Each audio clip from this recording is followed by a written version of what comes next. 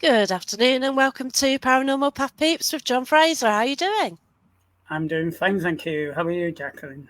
I'm great, thank you. Thanks so much for talking to us. I'm just trying to show it out as we speak.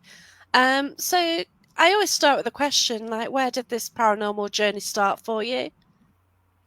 Oh, a few years ago, actually. When I say a few, I mean more than a few, Actually, um, I think I've always been intrigued by the paranormal, and it probably started first with horror films and asking my dad if I could stay up late to watch them.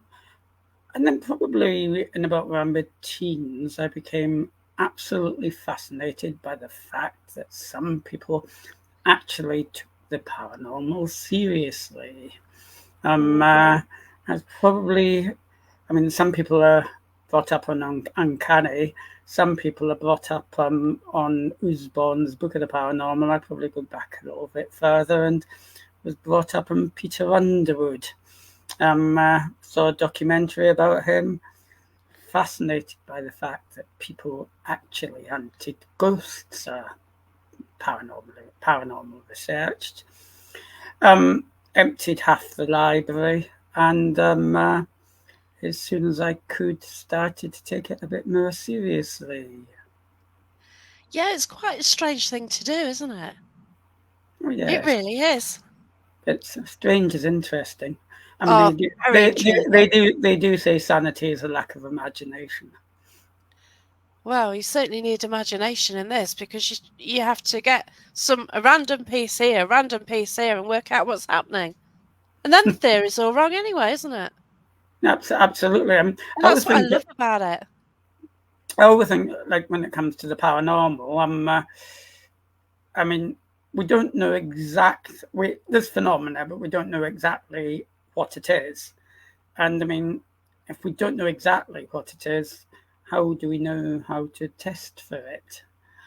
That's it. So it's a double problem. Unlike a lot of other sciences or even pre-sciences, first we've got to work out what it is. Some people think it's something within us. Some people think it's the afterlife. Some people have briefly flirted with this stone tape theory of Yeah, images within stone, although I don't think that actually existed until the 1970s play of the same title actually came along.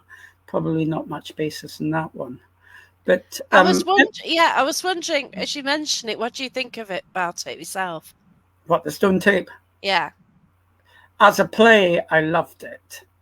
As a theory, um, apart from the Roman centurions walking through the Chancellor's house in New York, Yeah, where the chap that saw it only saw the upper half of their body. that was There's fascinating. probably only one or two instances that back it up.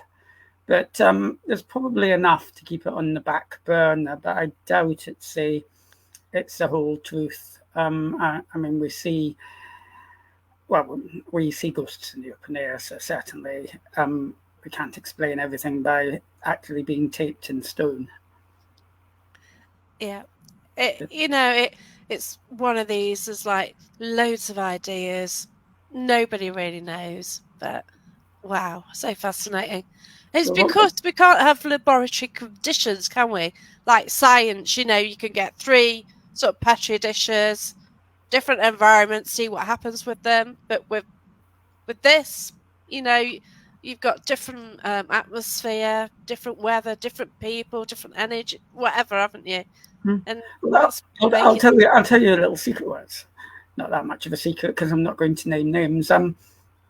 I mean, I'm in the SPR now. I'll go back to how I got there in a minute, but I'm in the SPR now, and obviously there's about 7 or 8 university groups that, thankfully, these days take the subject quite seriously. Yeah, And there was one particular to one group of that was trying to investigate ESP and premonitions, and I kind of asked the person in charge of this, why they didn't actually go and ask, you know, people that identified as mediums to participate in the experiment rather than just random students.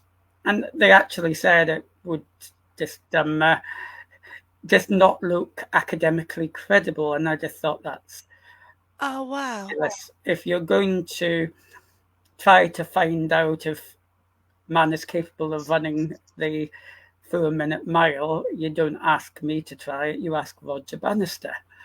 Yeah. Um, you know, it's so yeah, I mean, there are some things that can be done in the laboratory, but I mean, as it's 80% of the paranormal is spontaneous, no, absolutely. You have to be out Yeah. there and trying to work out what's going on in the big wide world.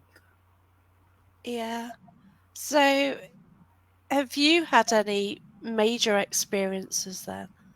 Obviously, I've started reading your book, which is brilliant. Like, Uh, well, I didn't come. I mean, a lot of people that are interested in the paranormal had an experience when they were young or yeah. something like that. I didn't have any of that. It was just the what if fascination.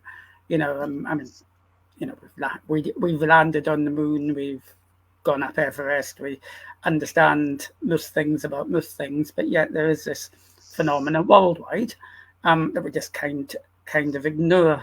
So it was purely from a sort of what if fascination. Probably the I've had nothing conclusive. Probably the only major thing was when I did finally make contact with Peter Underwood after reading a lot of his books and some Wow. research. Got to join the Ghost Club and went on an investigation with him Brilliant. to a place called RAF Cosworth, where there was supposed to be a haunted Lincoln bomber. Wow. And interesting thing was this bomber had never seen action, but it was supposed to be haunted by Okay. an airman, a pilot. And we did a standard evening's research there, trigger objects. This is going back 20 years, so probably lower tech than some people out there are used to these days. Yeah. But at one point, Peter thought he saw a shadowy figure. At exactly the same time, another participant seemed to feel as if he kind of got an electric shock. Wow. And when we put the lights on, all the fire exits were open to the aircraft hangar when I am 95% sure they weren't previously. So you Incredible. had kind of three strange events, two of which I didn't personally experience, but when you get three strange events happening at the same time, uh, it it's a combination of evidence that does It make does help. it Yeah. very, That's very right. interesting. The other interesting thing is actually about RAF Cosworth, is it's also been the outbreak of one or two very interesting UFO encounters. Not in the night we were there, of course, but by Yeah. other people. And you kind of think, as there specific places with specific energies, and I'm not sure I go for the straightforward spirits of the dead, but I fully respect people that do. I kind of think it might be a lot more. Well, no, I wouldn't say complicated because that's really complicated, but a lot more nuanced than that. But that was probably my best paranormal experience. I've had Wow. footsteps that could have been creaking floorboards. Yeah. About the only other interesting one, hello, Mandy, is nothing to do with my investigations. I decided to take a tour around Czechoslovakia just after the Iron Curtain fell. Oh, wow. And I was supposed to be meeting up with some Hungarian colleagues, but we mistimed it, and of course we didn't have mobile phones in those days. So I was in Prague all by myself, and I'd taken with me a book by a author called Milan Kundera, who is a famous Czech writer. It's kind of Yeah. seemed apt. So far, no coincidence at all. Um, and he'd been persecuted by the secret police, prior Right. to the Iron Curtain falling, and he'd sometimes mix his sort of story with real life snippets of his life. And eventually, all the hotels were full and ridiculously priced. And I Yeah. eventually found this cheap new hotel down a little street called Balantholska, if I can remember it correctly. Right. And it was kind of, there was no TVs or anything, single, quite Spartan. Um, didn't really know what to do with myself, so I started reading this book.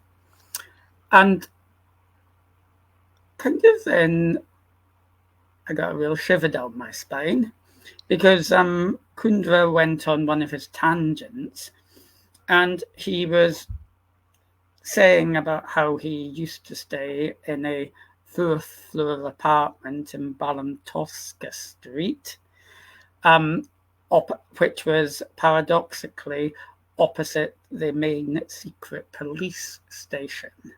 Wow. And I kind of looked out of the window and looked at what floor I was on and looked across the road. The entire other side of the road is one great big massive police station. And the hotel was new, so I'd obviously been something else previously.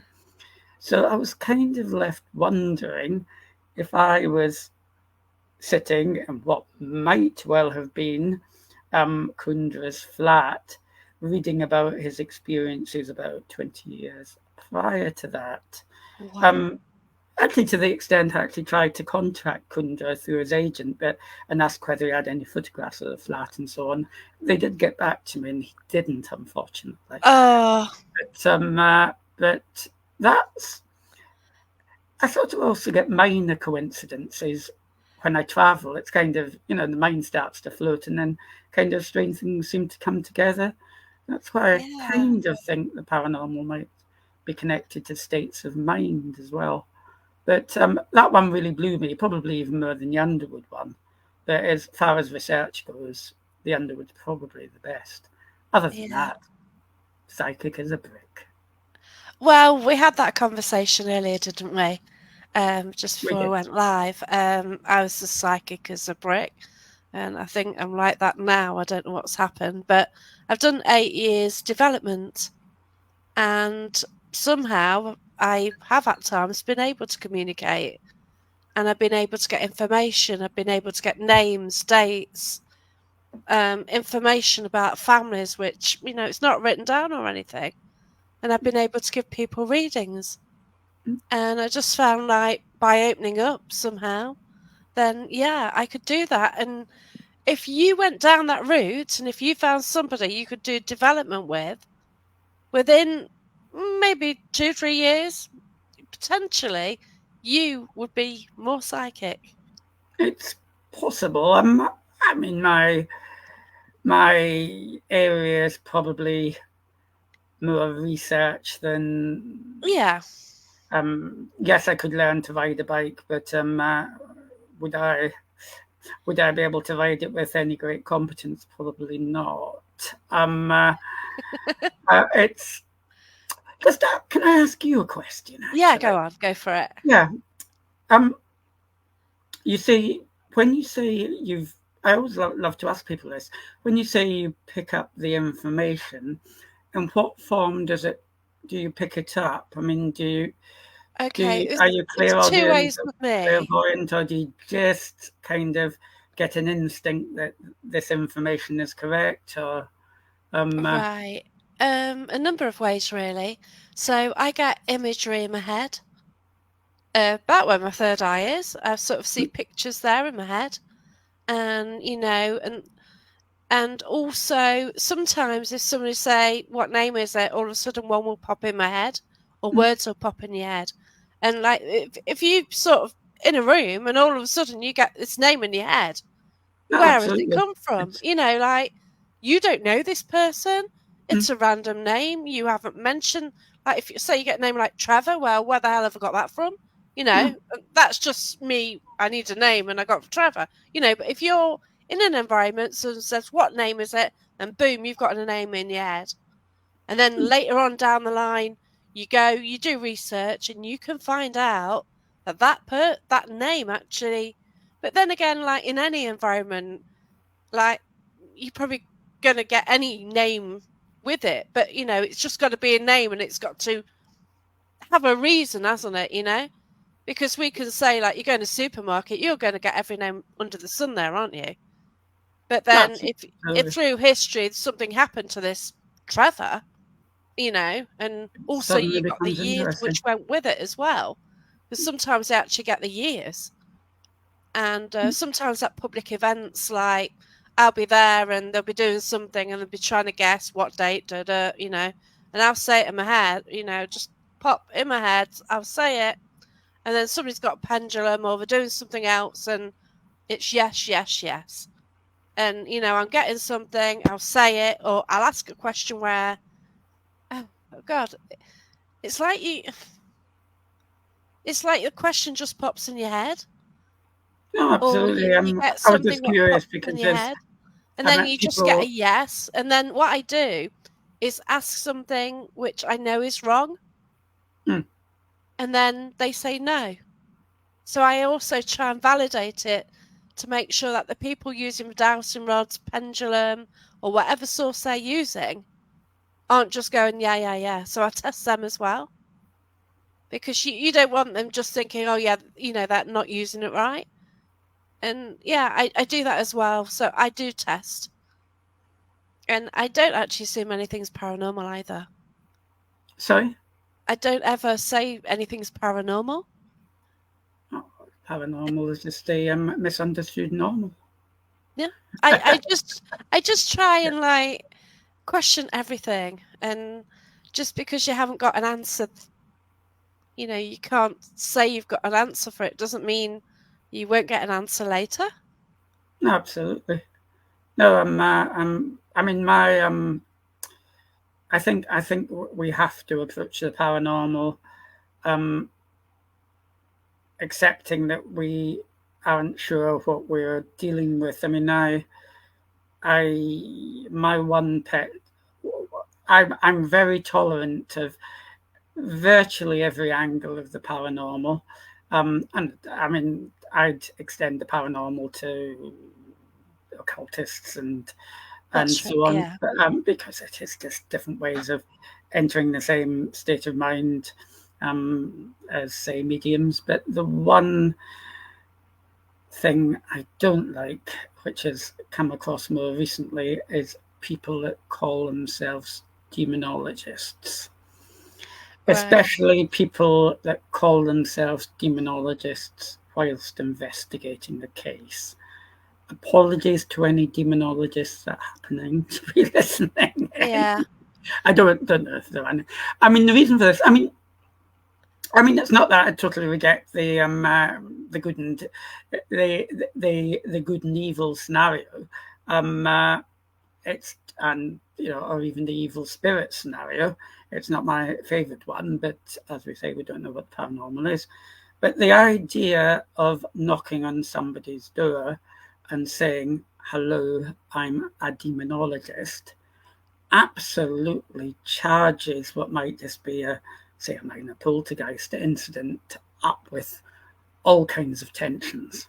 And Yeah. we all know whatever a poltergeist is, it does tend to feed on tensions. And Yes. other than that, I am so open to theories, but no, demonology, bad. I'd love to introduce you to a friend who is a demonologist. Demonologist. Yeah, and Oh, no, we'd everyone's have, got. lovely, we'd have a lovely I, conversation. you I know believe what? he's I'd love to get you fancy. both on. I really would. I believe he's. I mean, I mean, I don't mind silent demonologists. When I say demonologists that don't announce it when they're dealing with the public. But I mean, it rather makes me think he's answered the question prior to the investigation and pre-decided that if anything strange has happened, it's likely to be a demon, I suppose, because otherwise No, it doesn't work with they're this probably more person. subtle than that. But This person has actually studied for years. It's been a whole life's work. He's even got a book. I'm a bit annoyed because I didn't actually look at his book. He had it. I went to an event a couple of weeks ago about the occult and stuff, and he took this book along, which is, you know, he writes notes in it. It's got everything in it, and I didn't actually get over to it and touch it and see it, which was a shame. But you know, he has studied a lot about it, and it is so fascinating. It really is. So the I would love to get you two chatting together. I really would. oh, I'd be That'd be a more, good conversation. I'd be more than happy in principle. It was See, more. Carl says demons are iffy with him, and you're bad in life, you're bad in death. Yeah, and I think sometimes like they use the word too much. That word is used all the time, isn't it? Like they try and sell the YouTube, you know, oh, it's got a demon. No, has it? No, you know, but I don't know. I'm intrigued by it. Oh, I mean, Since meeting this person. as I say, it's more a presentational thing. Um, uh, Eh, at its simplest, you'd be scaring the heck. I said heck because this is a family show. yeah. Yes, I know I had to watch the words a minute ago. out of the person who is probably a bit nervous because strange things are happening. Yeah, It gives the impression of prejudgment, whether or not that's the case. I get you. But that's that's my thought in the matter. You shouldn't call yourself something that's answered the question when I don't think the question's been answered yet. If you know what I mean. Yeah, I totally get you on It's a that. fun debate. Yeah, it is because like anyone can call themselves anything, Mm. and like I could do a demonology course, £125, and you could get it on a special offer for £27. You get a certificate, and I can be a demonologist. I have a certificate, and it's just rubbish, isn't it? Because anybody can call themselves anything. Oh, absolutely. No, that's it. Wells is saying you do not want to Yeah, meet the real demon. I'm not going to comment there because yeah, I've had some weird experiences. Yes. Um, so much, very much cultural. For example, in more secular countries, there's less talk of demons. Yeah, they call them vampires in Romania. You've got gin and all I mean, sorts of they're things, all. haven't you? You know. I mean, isn't demon, vampire, jinn? Isn't it all just words for paranormal events? I mean, because they're unknown, they're scary, so people give them scary names. I mean, whatever That's it. power, whatever entity causes them, I doubt the Great British Demon is any different from the what's it called again? The tulpa of the of the Far East, or Yeah, for that matter, the vampire, which aren't actually people that go around with fang teeth, of Eastern Europe. yeah, I mean, I honestly think they're just different ways of explaining the same inexplicable phenomena in different cultural terms. yeah, So, don't know whether your demonologist would agree or not, but mm, yeah. It's a shame he's not watching because sometimes he does pop on, and it would have been interesting, or he may watch it afterwards. But that would be an interesting discussion, definitely. I mean, Yeah. I'd also ask, how do we know it's how would we even know when it's a demon or just a mischievous imp sort of Well, impersonating someone? this is the thing, isn't it? You know, you, Because believe it or do not, you know? You know? Guy Playfair, who's thoroughly respected in the SBR and obviously Enfield Poltergeist, he did actually play with the idea that were um, uh, there were actually external entities which he categorized as imps. So Yeah. it's probably just different ways of expressing the same thing. But do you think Maybe not. imps? Do you think imps and ghosts are similar then? What you think of as a ghost? We haven't I even done that, have we? Oh, then it gets even more Well, controversial. here we get messy. Um, well, what I think of as a ghost is not what I know of to be a ghost, because nobody knows what a ghost is. Correct. But I am currently playing with ideas, which probably get more than the mention in my latest book, which we'll come to later. But Yes. let's talk about the ideas first. Yeah. Um, I'm a great believer. Don't know if you're, for that matter, if anyone in the audience has heard of Colin Wilson. Any I yeses? haven't. No, he started off as a philosopher, then became a criminologist, and then got commissioned to write a book about the occult. Then wrote a book about poltergeists. Emma has. Yeah, Yeah. and then wrote another book about poltergeists, and then I must have read about 80 books in his time. But he at least initially thought that the energies were probably caused by something within us. Um, Right. uh, and anecdotally, at least, let's look at poltergeists for a second rather than apparitions, because apparitions are um, uh, quite easy for the skeptics to put doubt on because we Yeah. haven't got good photographs and what have you. Poltergeists are what I call the gold standard, because if you suddenly see that picture falling behind you, like it did earlier, um, uh, uh, then something weird's happened. In that case, we probably know the nail is loose, but if we didn't, it would be quite Yeah. interesting. But anyway, poltergeist. They don't do or say anything of any great sense, which makes me think if they were a pure afterlife communication, it's not what I'd want from my friends that had passed over.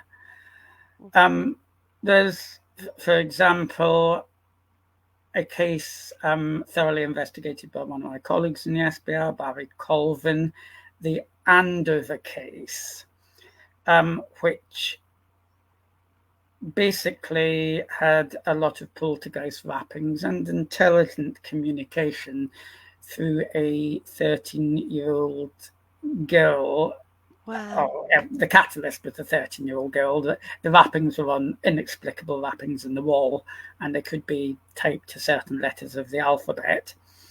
So if it was a entity from the dead trying to communicate, why did it simply concentrate on trying to predict next week's football results? The girl Yeah. had nothing interest in soccer.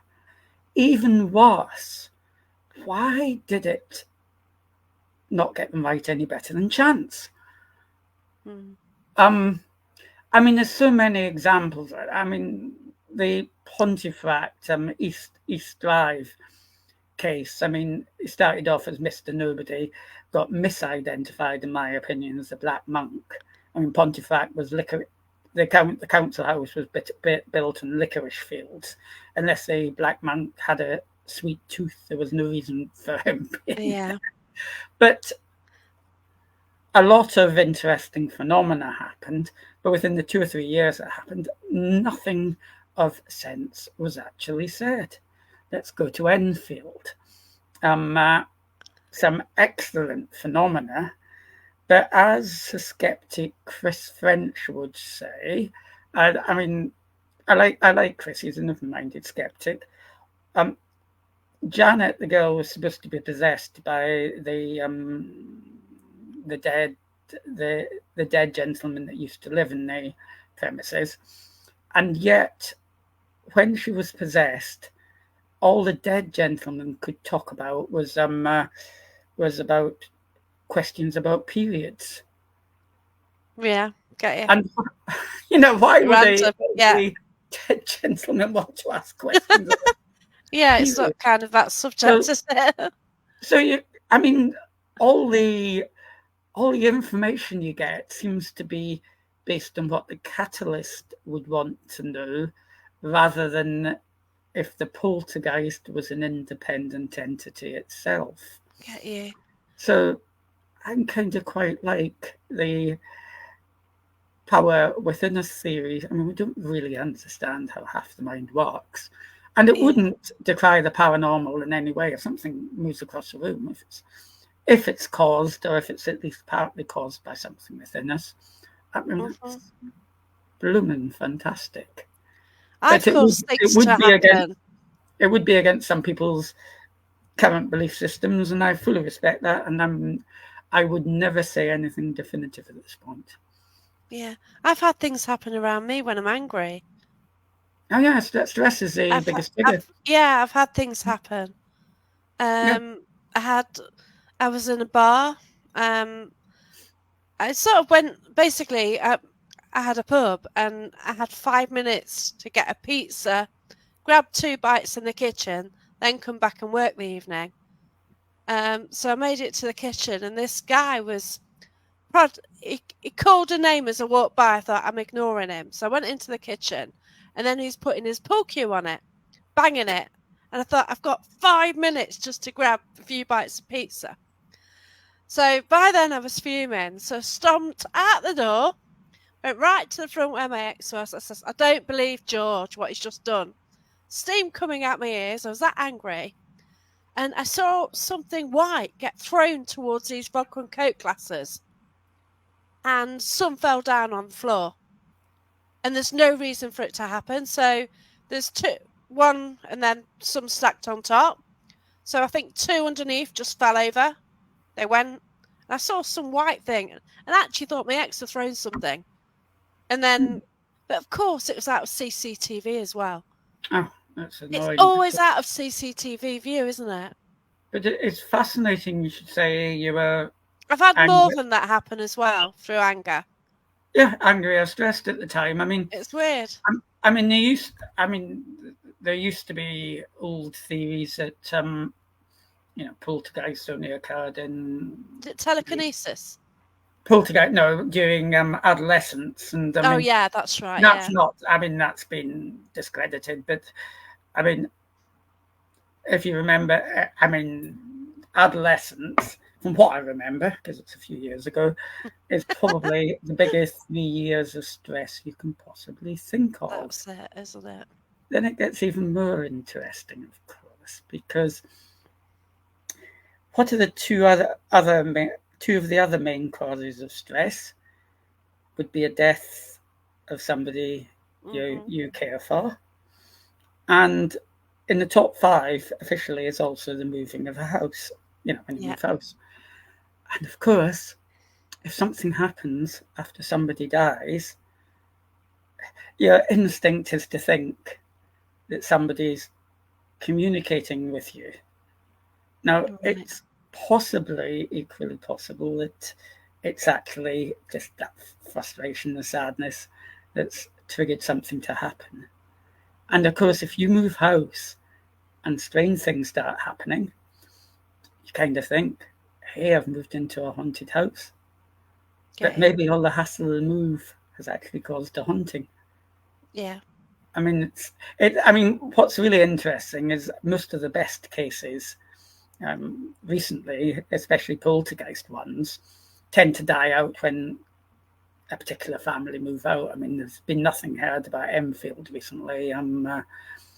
I did an investigation, quite a thorough investigation into the cage St. Joseph's. To be fair, the people that bought the premises never moved in, and it's up for sale again in case anyone wants a paranormal Oh wow, investigation. that's an So that's incredible location. So many were gutted when it went off the scene. yes, it's well, if anyone's got £250,000 to spare, I think they'd probably take offers actually. It's Wow, if only. nobody's moved in since Vanessa Mitchell moved out, so it's impossible to see if it's a continuing phenomena or not. But should somebody move in, it would, in one angle, be interesting to find out. Unfortunately, if it's just people moving in for a home, no knocking on the door and saying, "Have you seen the ghost?" is probably not very professional. No, it's not good, is it? Because if they haven't, they might start seeing one because some No, of it can exactly. be Yes, it's psychosomatic, can't it? yeah. So, but that's why I mean, I've always found poltergeists to be. I've compared them as a perfect barroom brewer. They just keep doing the same things over and over again as if they've had 5 or 6 pints and behaving like a, immature child. I'd like to think. I'd like to think if I'd behave. If it was a straight afterlife connection, I'd like to think people would behave slightly better than that. Especially if they Bless were you, yeah. dealing with their loved ones. Yeah, that's right. Mm. It is fascinating because, like, when we do investigations, like, traditionally you go, oh, can you move that? Can you move that? And things might move, if you're lucky. But in a way, we don't class it as poltergeist, but the moving things. Of course, it is. It's I know it is, but you can call it we, RS. yeah, Yeah. we like poltergeist. Mm. You sort of got that imagery, haven't you? Mm. You just there mind your own business, things are getting thrown around, and then you're at an investigation asking this and this, and yeah, it's the No, same sort of thing, isn't it? yeah, but It's the same word, isn't it? look at Matthew Manning. I mean, anyone heard of Matthew? I mean, that really is going back to the 1970s. So if nobody has heard of Matthew Manning, my apologies. He Oh, sorry to interrupt my train of thought. I'm just seeing Alistair saying Yeah, the the haunted Afro train is the Lincoln RF RF 398. 398. It is indeed. Do you know if anyone's seen anything recently, Alistair? I kind of cut off from about at least 10 years back, but Interesting. see. It's about a minute or so delay anyway, so Oh, okay. we'll see how It's, Alistair replies on that. I've forgotten what I was about to say. Oh yeah, Matthew Manning. Um, One of the most famous poltergeist cases of the 1970s. Um, uh, he There was poltergeist incidents in his house. Then he went to private school and nearly got expelled because apparently chairs were kind of flying around and so on. Right. Totally uncontrolled. Um, in between writing a book that became a bestseller, which I certainly isn't in any way criticism because this is the only way we find out about cases. There's probably a lot going around which we don't know about. He actually started to channel his energies and is now a quite famous psychic healer. So, he kind of went through the full spectrum of poltergeist to in between being able to channel it through automatic writing and now through healing. So I don't think we can say they're not in some way connected. Yeah. But the whole scheme of thing is amazing, fascinating, isn't it? Absolutely. And it's just a bit strange when people say, "Oh, what you like?" I've had a few new bosses recently, and had another boss who says, "What you doing this weekend?" So I actually came out and said what I was doing, which I was hosting at Haunted Antiques, and I was met somebody to talk about a ghost hunt last night, and it's like it's just saying it, isn't it? Then he says to me, "Oh, you've got something behind you." he says, you've got a ghost behind you. So I pick that up and go, yeah, mate, I have. Because I work from home, but I've got cover behind me, so you can't actually see it. So, like, yeah, I've got it. But I don't know what he thought, but not when bothered. when when I mention it to some people, I mean, some people just brush it off, but at least 50% of the time, they either say, oh, I've had this happen to me, or at least I've got a friend that happened to me, had something happen to them when they were younger, and you know, quite turns out a lot of people have experienced quite substantial phenomena. Yeah. So, I mean, we're either attuned to have weird mass hallucinations, or there's something yet to discover. Yeah. So the pilot gets seen on occasion then. Yeah, that's well, So, he did get seen on that occasion. Um, uh, it's about the only time that Peter actually saw anything. I think he had one or two other slightly strange things happen, but Underwood was in the psychic as a Brick camp as well. yeah. I think it's probably good that you have a few of us like that. It just lets us, You you know, need, yeah, but you need a whole mix of people, don't you? absolutely, And, you need to come at things from all angles. You've got a room full of mediums, they're going to get this, this, this. But then you need a skeptic in there to ground it and like ask the questions, and absolutely, to sort of validate it more. yeah.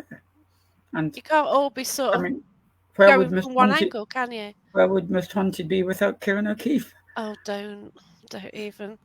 Yeah.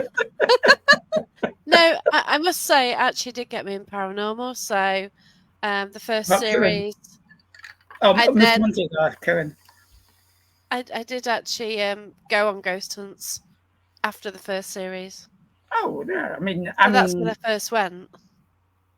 For introducing to people to the paranormal, I mean, it's so long as it's not taken as the holy bible of the paranormal, and Oh God, no! As soon as I started going, you kind of realise, okay, it's nothing like that.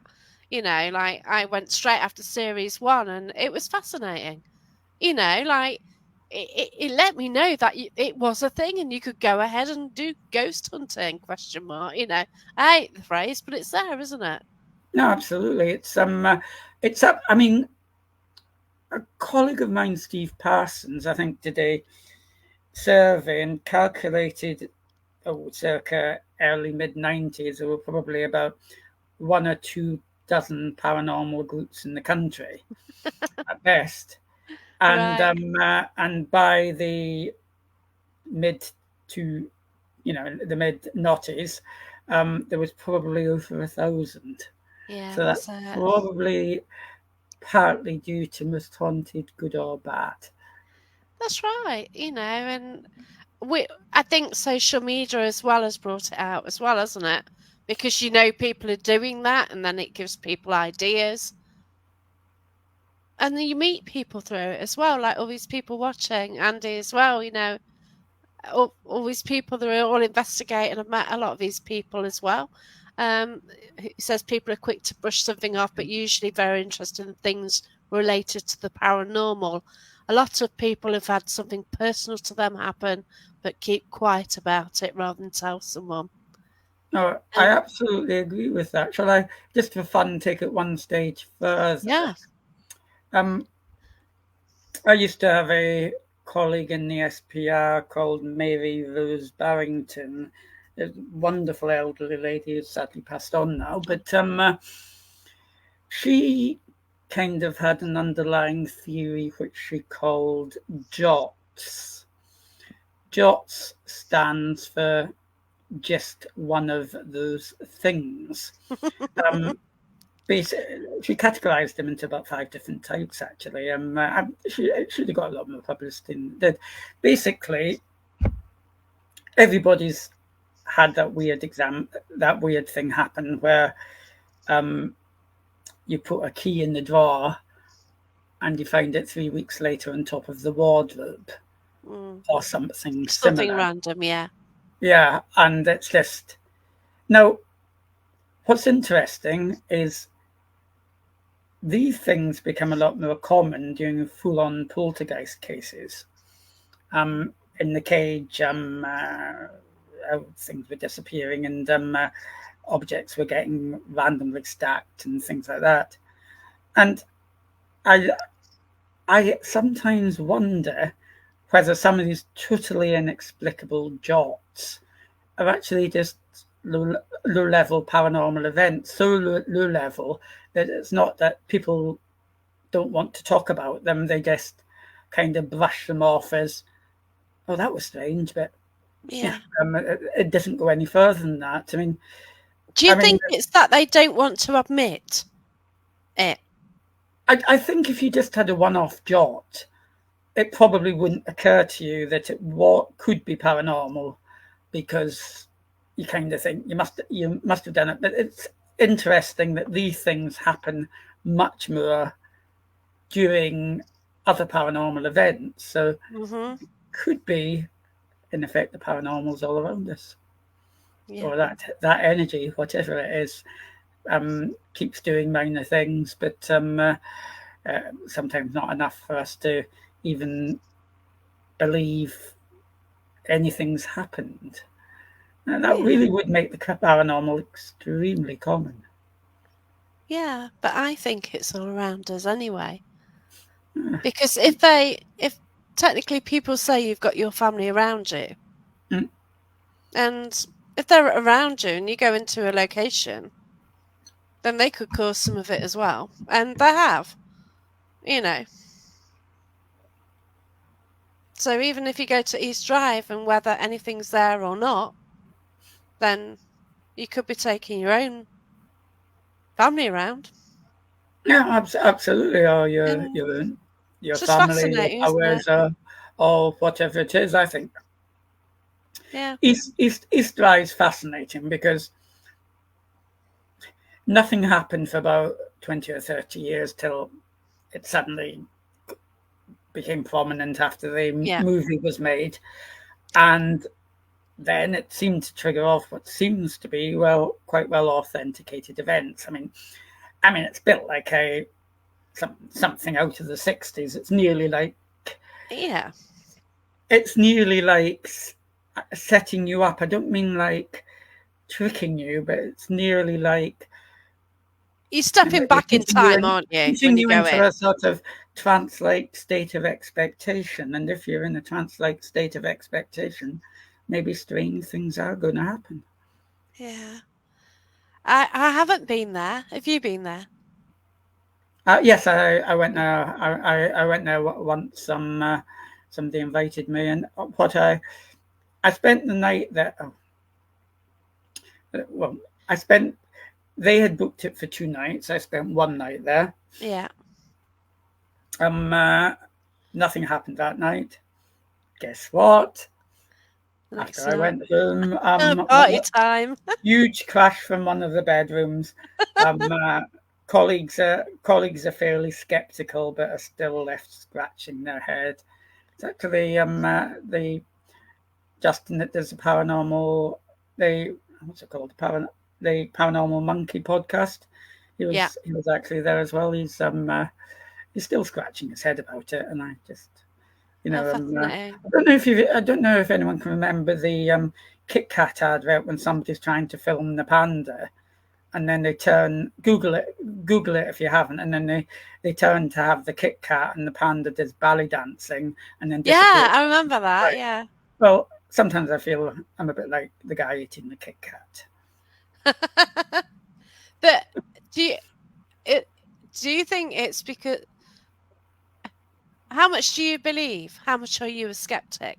So do you go to places and think nothing's going to happen? Are you open to think that something will?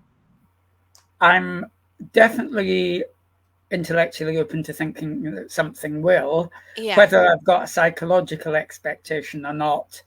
Well, based on the fact that not that much happens to me, at least when I'm in places. There's been places when I've been in the other room and something happens to somebody else. I suppose psychologically, I don't have any heightened sense of expectation. Whether Yeah. that works against me or not, I don't know. But it's a bit of a chicken and egg. If in the next three places I go to something really strange happens, I'll be psychologically tuned to expecting something to happen. But if I do need to be psychologically tuned before something happens, I don't quite know how I get there. Yeah, But I think I of kind myself of as more of an observer, and I think, as you said, we need all types. yeah, I kind of wonder if you sort of go through and you like there's for ages I just went to investigations, you get the flashing lights, and yeah, you get used to that. But it's still never to me proved anything. And it's only people saying, "Oh yeah, it works this way because," or people are giving reasons. Oh, spirit energy. That's causing the K2s to go off, and if you say, "Oh, go off for it, yes or no," and it does, and it does it on demand, and it was I've quite got a certain. I mean, most people totally decry. I mean, K2s are very limited in what they can measure, and most people exactly, totally and decry them. However, if something genuinely happens on demand, it's yeah, interesting. I it mean, is. somebody. I don't know any theory that a voice can trigger a K2. No, I could be I wrong, don't but it's think not. it can because it I don't think it no can either. no So if somebody says, um, uh, please please, Mr. Ghost, trigger that K2, and it triggers, even though it doesn't have oh, a full range of EMF, it's certainly showing something of interest that yeah. should be better investigated. So now I have a certain amount of sympathy for that. Actually, Yeah, if you can get your K2 to trigger on demand, let me know. yeah, that's it. But don't you find that people do rule things out too much? Like there's some people going, "Oh, K2s are rubbish, this, and this." No, But then if you get something on demand, then how do you and do you find people are just too quick to say things are rubbish? well, I mean, yes, because as I say, we don't know what we're trying to measure. We're just trying to get some indication that there might be something to measure.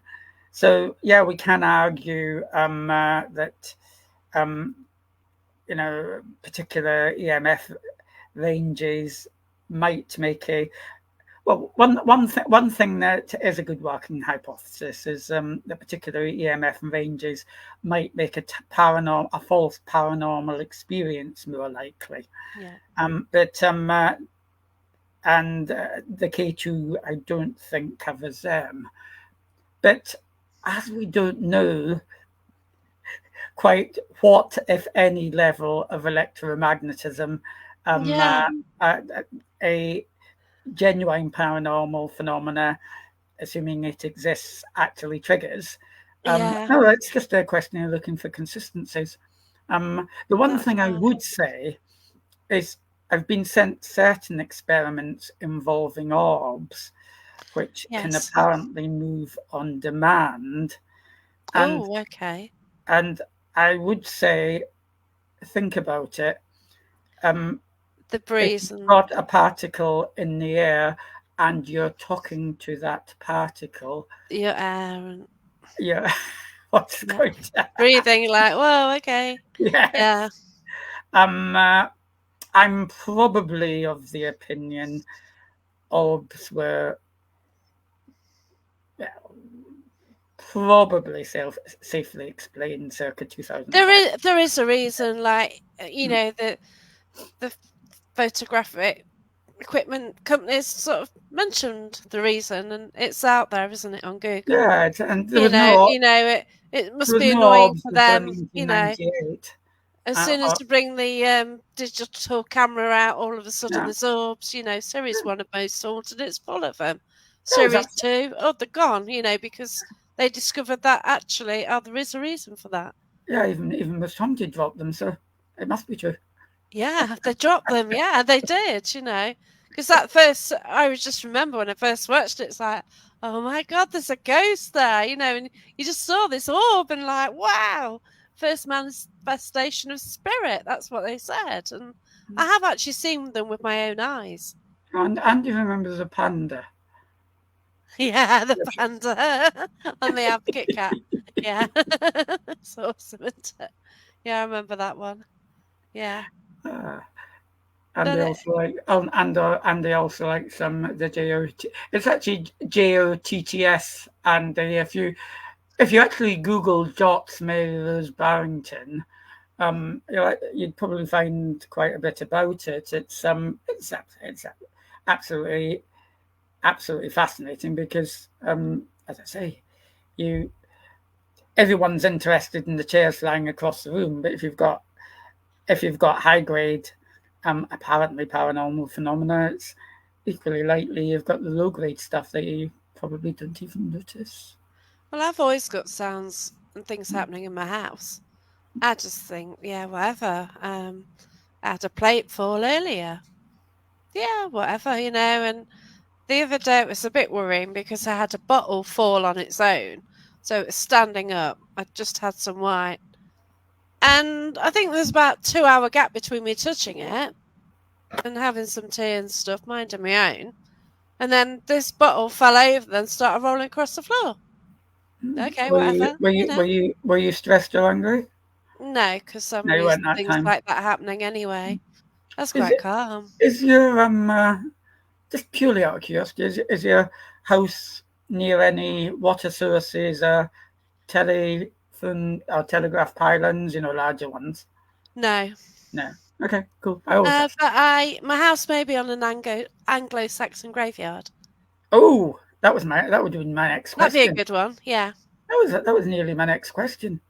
Um, Yeah. uh, did you So know that the potentially, I found out on a ghost hunt.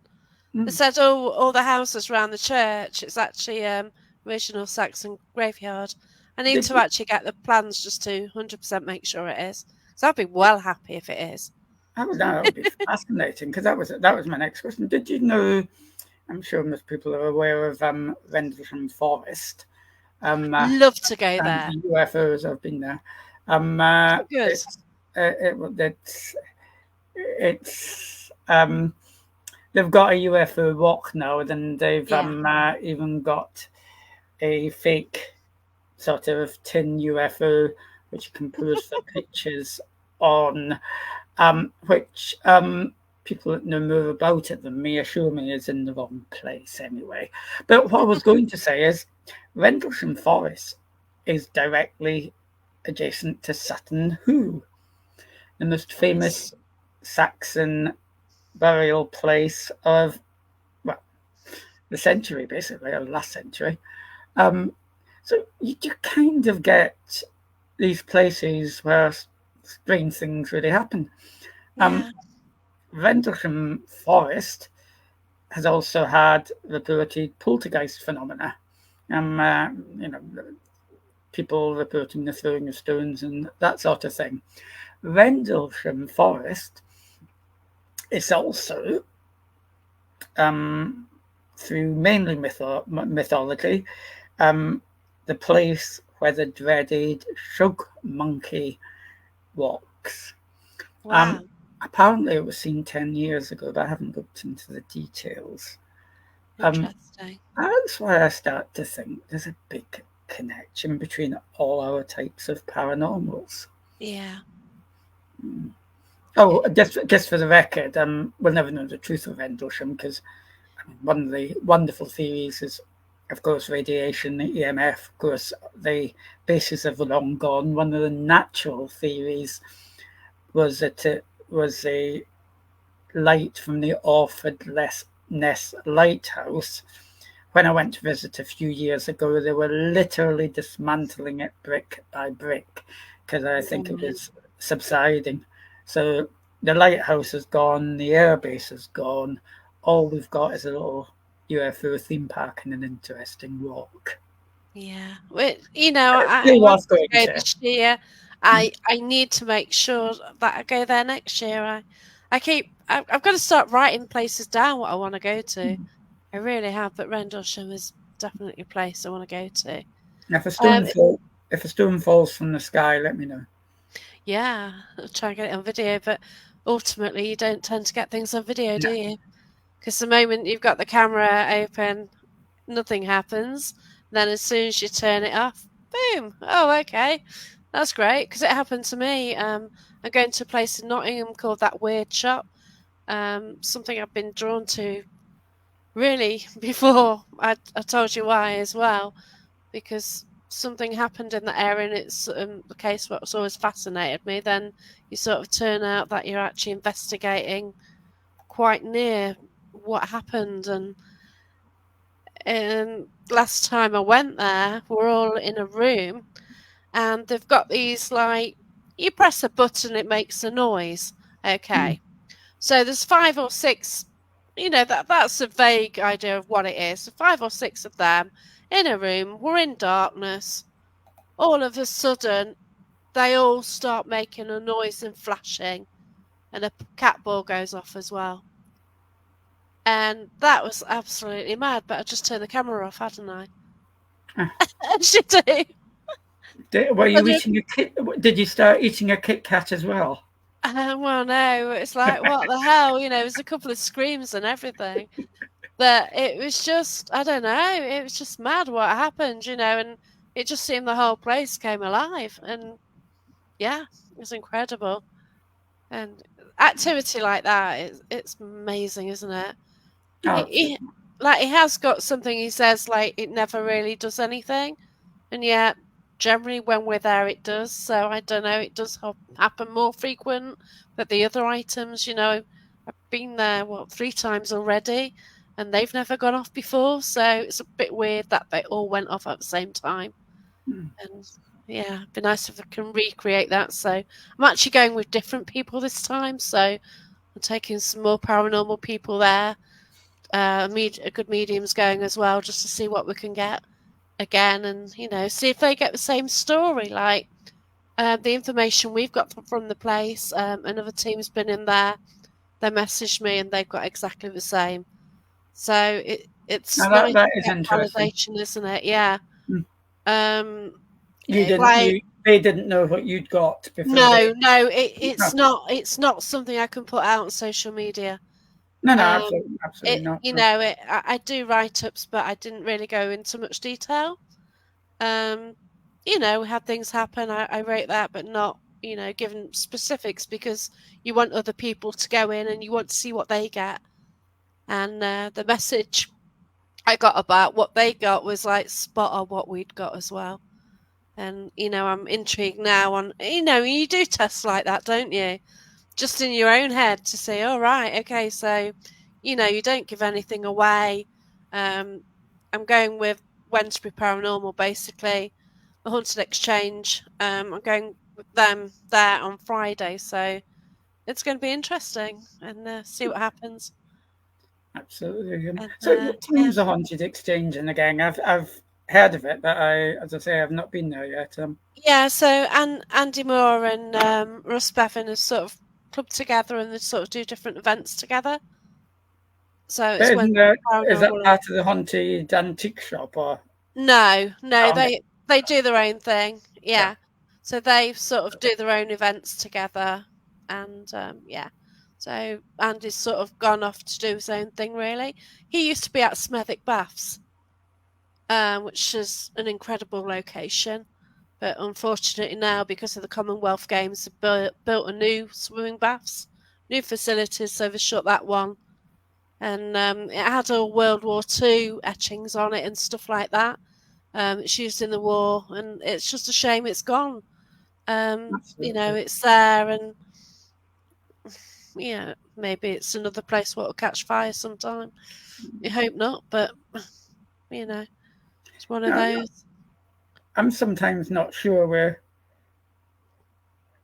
I mean, we sometimes have sort of huge plans to try and prove the paranormal scientifically, but sometimes I think we're probably not quite ready for that yet. It's a bit like alchemy in the alchemy in the olden days, but I kind of my interest as much comes from trying to absolutely convince myself of what it is.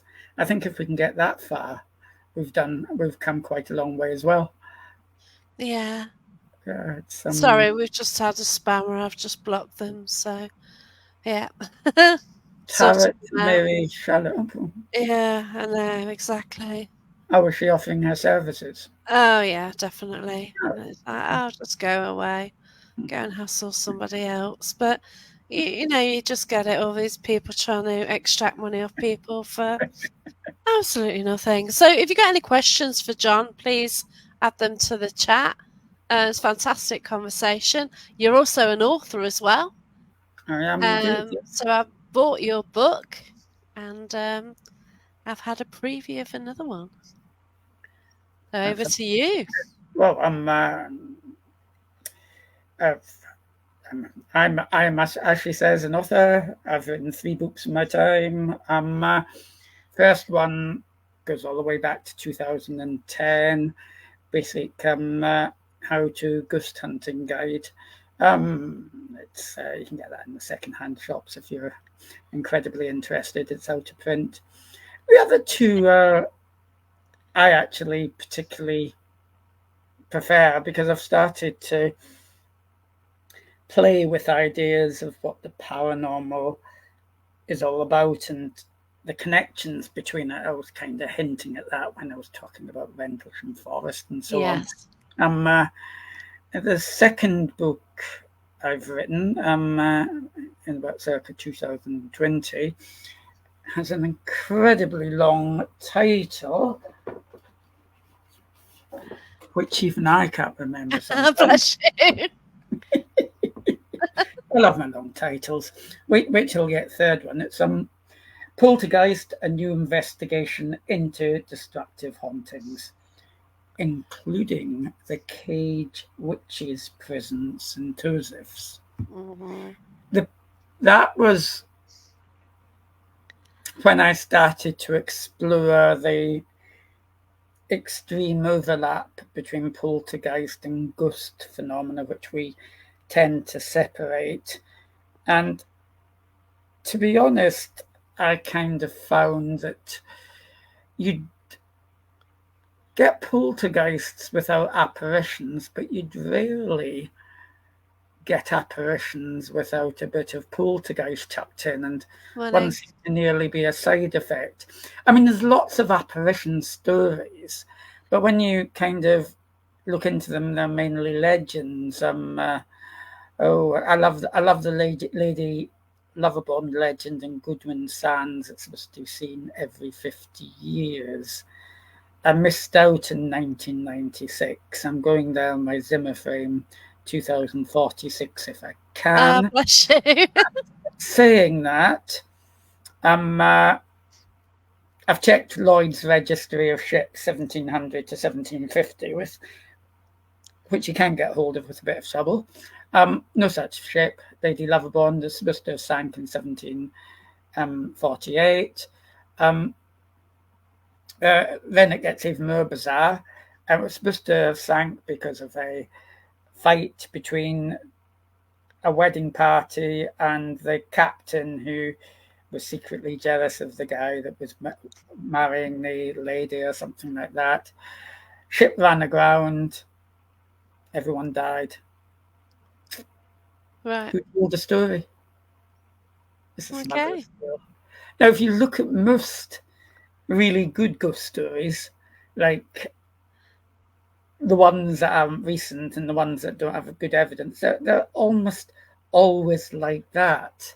They're lovely stories, but they just don't seem to really have any substance. The really good ones have a good bit of poltergeist stuff tucked in, and that's what I kind of explore in my book, and that's brilliant. Start to come to some kind of overall theory.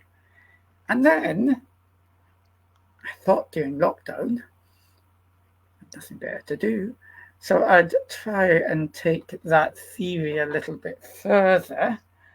And I have written another book with an even longer title. It's part of a series called Paranormal Perspectives. Just for a change, the publisher actually asked me to write this one, which I was quite happy about. Brilliant. Usually have to nudge them, Um, and it's called One Big Box of Paranormal Tricks, from ghosts to poltergeists to the theory of just one paranormal power. Forever now to be remembered as my One Big Box book. I think the other one is my poltergeist book, otherwise we'd all go bananas with long titles. But um, what I try to do there is talk about all my paranormal investigation experiences in the past and explain how I tried to come to the conclusion that just about every type of paranormal, from occultism to UFO to demonology, is to poltergeist, ghosts, and so on, probably is different aspects of the same thing. That's the one big box. Now, Oh, I'm not asking anyone to kind of somersault in their belief system overnight, but all I would say is if we're going to try and make progress, I mean, I like to put it in an amusing way, like when the apple fell on Newton's head, he didn't he invented the concept of gravity, not apple gravity. He didn't then have a yeah, banana, experiment with a banana and call it banana gravity. If there is something that we can finally explain, um, it's almost likely to be one thing. All great breakthroughs have been one thing, not a sort of patchwork quilt of various differing phenomena. So I'm out. I'm out there posing the question. I'm not expecting total agreement, but that's good, though. read my book, and I actually call it a meditation rather than an instruction manual of any type. It kind of looks at things in a totally different way and might give you some insight, might not give you some insight, might give you a chance to give me a good argument next time. That's great. If, So if Mark yeah, says he loves your style of writing. The Poltergeist ones and the Fave bookshelf. okay. So there you go. So Mark Warbank's actually in Auckland, Well, thank you, Mark. and I'll he's got wire his the. own group, Paranormal New Zealand. I think I've got that one right. I That's get the right. haunted and paranormal mixed up. So, I'll but wire. yeah, Sorry, go. I did start reading the one you sent me, and I love your style. I love your humor, and also when you say something as well, you think, yeah, I I know, sort of like when you mention things, you can relate to it. Like you do mention your previous job. I thought, oh my gosh, I got something in common there. Are we going to tell the audience what we do? Well, not too descriptive, but No. so one of the first chapters, Let's just John. say we work in finance and leave it at that. Yeah, but your level of finance was even more boring than mine. No, it isn't. You've got to admit. No. Oh God, yeah. I've done okay. So John was an auditor, and I've done auditing as Yeah, well. I only did that for 2 years, and I did it as well. then I jacked it in, put a backpack on, and spent the night in a haunted house alone just for the fun of it, In um, Scotland. in Scotland, and just because I like the romance of it. Yeah, I did do a lot of it's research cool. afterwards. But the thing is, when you do a job like auditing or accounts, then you've got to have a release, haven't you? Absolutely, I haven't It done drive you auditing for. mad. I haven't done. I will repeat on the record that I haven't done auditing for quite a number of years. I think I last did I, it I was about. I was then. It makes a fun twist in the narrative to go from boring auditor to slightly exciting, spending the night alone in a haunted house, ghost hunter. Yeah, it's a lot better, isn't Um, it? um, uh, the the Poltergeist book was about I'd say 20% whimsy and 80%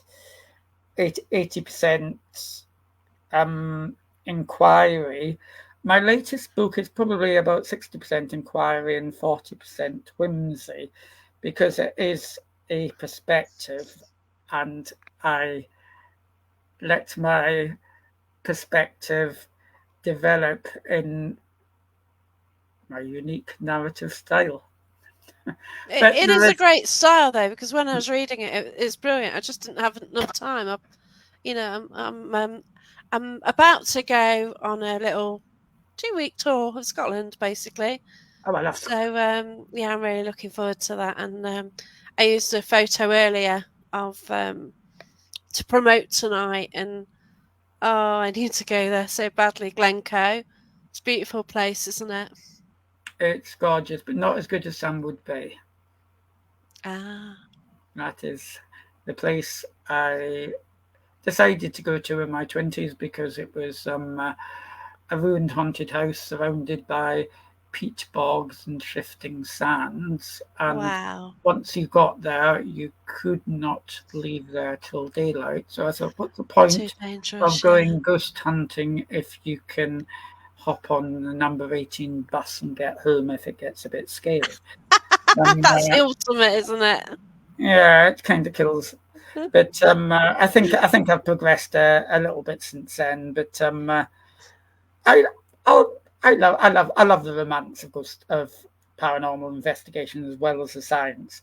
Don't get me wrong, the science is important, and it would be great to try and make some real connections, and that's what I try to do in the Poltergeist book and Yeah. in the big box book as well. Yeah, so on my tour around Scotland, I'm going to take the Portuguese book, and I'm going to read the other one as well if I have time, because I am Excellent. going to be meeting up with some incredible people. Last year when I went to Scotland, I actually met up with Mark Wallbank, and it was incredible. I met up with quite a few people up there, and I'm at least meeting up with 5 or 6 sort of teams or individuals. So yeah, No, it sounds um, excellent, yeah. Older. I So went away for a few days a few weeks ago, just a kind of a staycation, um, uh, just a bit north of London, and I challenged myself to go to the top of Clophill Church.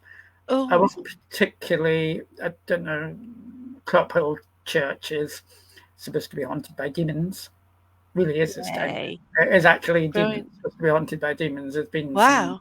black magic rituals in the past there, which Yeah, okay. totally don't approve of. But it was probably, I wasn't terribly bothered about that. That I'm always a little bit wary about heights, and I am as well. the Yeah. challenge was actually climbing that tower, which is only you can only do by invite, and because it's a ruined tower, the brickwork at the tower top is totally gone, and they've just put in a sturdy iron mesh, a bit like a portcullis. So you're basically a lot thinner. So you're Oh God. basically walking and looking down and seeing the bottom of the tower when you're at the top of the tower. Oh no, no. Um, I but wouldn't be impressed at that. I that was I don't like heights, so I don't I I don't like heights either. That's why no, I do it. I'm not keen. That's why I Yeah, took up hot air ballooning. exactly. Yeah, no, I mean it's Yeah, And once you're in it, it's like, yeah, there's you just got to wait to come down, haven't you? Really, I you've mean, got 2 chances. you don't. I mean, I suspect most if we suddenly got, literally a ghost for 10 minutes in front of us, because of course we'd be a little bit jarred. But ghost hunters shouldn't run away when things happen. Oh no, no, we definitely don't. Like I can let out a little scream occasionally because I didn't when I mentioned that weird shot, everything going off at the same time. I didn't scream, but 2 of the group of 6 did. I'm not mentioning any names. What happens on ghost hunts stays on ghost hunts. But it's more the shock. None of us ran, you know, and I do scream if I kind of get shocked. Like if I'm in a garden and I see a rat, I'll scream. I'm not scared So, of rats.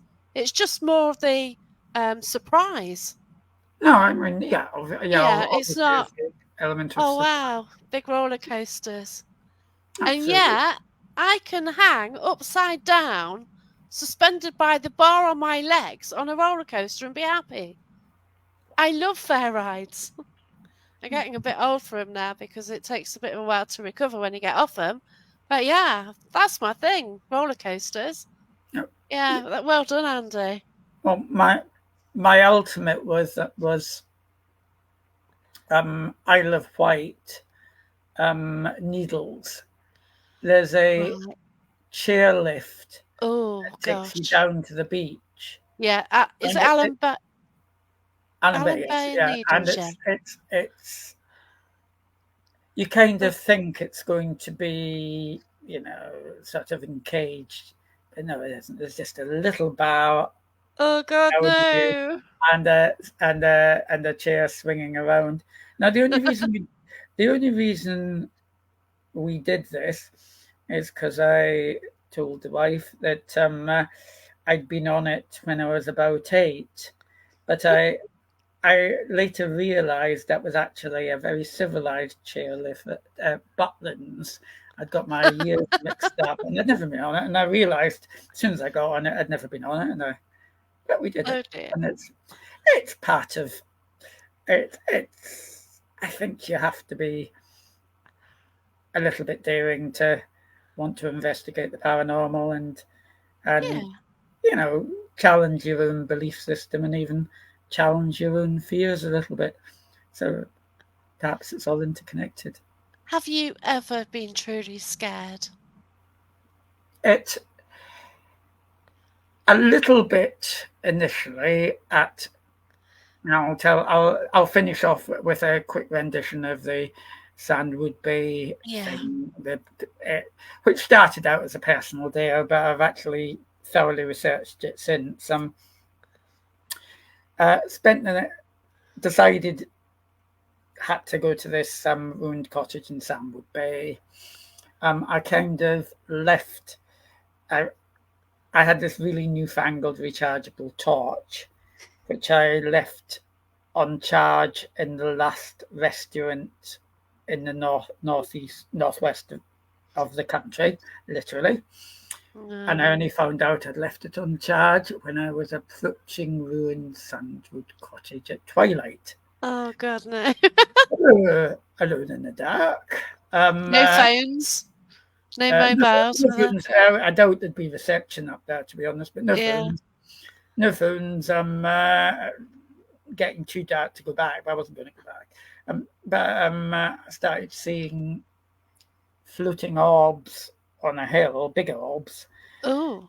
and then I realised there were sheep in the twilight, and then I started to see this weird flickering light. But once I started timing it, it was Cape Wrath Lighthouse, which you couldn't see, but you could still get the light Yeah. from every time, just every time.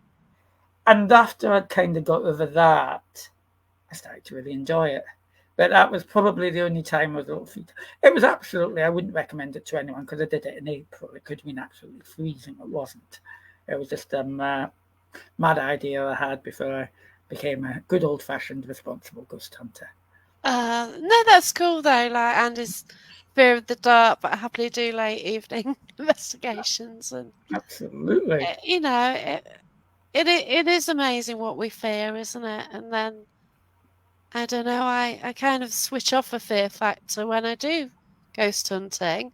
And yeah, if I was to go in a building at night, I'd be more scared about what humans are there. Because if you go somewhere outdoors, you don't know what's hanging around, do you, or what they're doing, or anything like that. Yeah, no, I mean that's quite a rational fear if Yeah, in the middle of I a actually okay. I went out last night. I city. left about 8 o'clock, and I nearly came back via Annesley Church. I know it's close, and I was going by it. I thought, shall I, shan't I? It's getting dark, and I was more scared of the people that I might bump into, so I didn't. And yeah, Well, that's perfectly that's sensible brain walking Yeah. rather The than lane looked empty though, because it's just you've got a main road and then there's just a little slip road up to it, but that haven't been cutting the grass around here. So like the grass around it was quite deep and you couldn't actually see if any cars were parked. But then if I'd have got out the car, nobody would have seen me up there either, would they? And that's a bit dodgy. no, I'm just So saying one of my paranormal friends made a group of kids run for their lives from the graveyard by making ghost type noises. I would all laughed. And somebody there are a somebody few haunted graveyards in America, apparently. So I tend to think they're probably some of the safest place. I mean, let's play with the. You can take the afterlife theory. You can take the internal energy theory. Um, I mean, if you take the afterlife theory, you want to go where you were alive, not where you were Yeah. buried. If you take the internal energy theory, there's precious little internal energy in skeletons. So I tend to think they're I about have a theory. I do have a theory. yeah. Okay, so my mum spent all her life with Gran as a child. She used to go to a graveyard to put flowers on a grave. When my Gran got taken into a home, my mum still went to the grave. And when my Gran passed, she still went to this grave. Now that mum's passed, do you think she'll still go to that grave? Because she's always done it in life. Now that rather ruins my theory because yes, that would be a place where she had spent a lot of energy. So wouldn't Yeah, won't yeah, no, people go yeah. there and sit by graves and talk to people? And they've done the emotions there as well, and if places like I buildings are take your there point. because the emotion and everything. Not the person, not the first person who's sadly passed on, but the people who visit. Yeah, yeah, Yeah, it could be, but it's one of them, and that's why I love it. I love this because we don't know, and we come out with theories, we come out with ideas, and oh wow, it's and we it's should just incredible, isn't it? and we should be nice to everybody, even if they have differing ideas. Um, uh, that's the other important thing. Not to factionalize people that approach it in slightly different ways. That's right, and it's good to have a discussion. Like I'd love to get you my friend on and Yeah, I mean, discuss, this demonology side of things. I don't mind his. I have no objection to anyone's belief system, so but but it was simply the presentational value of Yeah, calling I it get a what you mean. Yeah, yeah, haunted. But because it's going to ramp other it than up, that, isn't it it? will be make for a fascinating debate. I agree. Yeah, but you've got that word, and it's just going to ramp it up mega, isn't it? That's Mm, what you're saying. So mm, you've got a demonologist going to a haunting. It's going to cause more stress and everything, and then yeah, I totally get that one. yeah, But yeah, it's been a fascinating conversation. It's been brilliant. it's been a Um, pleasure talking to you, sorry we have Justin. to go, but No, that's okay, absolutely fine. mention your books again and where we can get them, and have you a group or anything on Facebook where people can contact you if they want to? Or Easiest way to contact me is Twitter, I think, and my tag name. I shall not. Oh, I'm not sure I'm logged. I'm not sure I'm logged into the chat. So it's at Ghost Fraser. That's capital G, capital S. So I believe that's quite memorable. capital GS No, Ghost, Ghost, Fraser, as in John Fraser, Ghost Fraser, Fraser. at Ghost Fraser. If you've got any thoughts, ideas, Yeah. or So want to buy at a Ghost copy of a Fraser, book, I've typed um, it. uh, at Ghost Fraser, yeah, good. Yeah.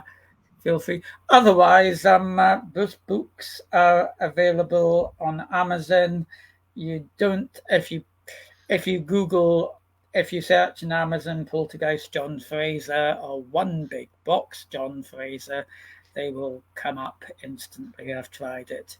You don't Yeah. have to put the full name on. Yeah, I got it as well because I've actually bought the Poltergeist. Yeah, so Um, but no, I'm always interested in feedback. As I say, I doubt the One Big Box book is the final word on the subject, but I it's think we'll have to fascinating get what I've people read to so think, far. and Definitely. that's the only way we can really get towards paranormal truth. That's right. And I like the fact that you're with the SPR and ASAP as well, and you went to the conference at the weekend. I did indeed, And yes. you It know, was a a lot, a lot of good friends are there as well. You know, mm. who yeah, and everyone really enjoyed it, and it's great when you can sort of get together with like-minded people, isn't it? Oh, absolutely. It's really good that there used to only be one or two conferences, but now there's seems to be a whole range. So Yeah, I might run into you at one. yeah, I'm certainly interested. I need to sort of look into membership of somewhere, you know, ASAP or SPR to be fair, and I've sort of go down the route of more reading about it. We need to, but yeah, but thanks so much for the chat. It's been wonderful, and It's been a thanks to pleasure. everyone who's commented. Thank you Okay, to everybody who listened as well. thank you then. Take care. Thank Bye you. for now, Jacqueline. Bye.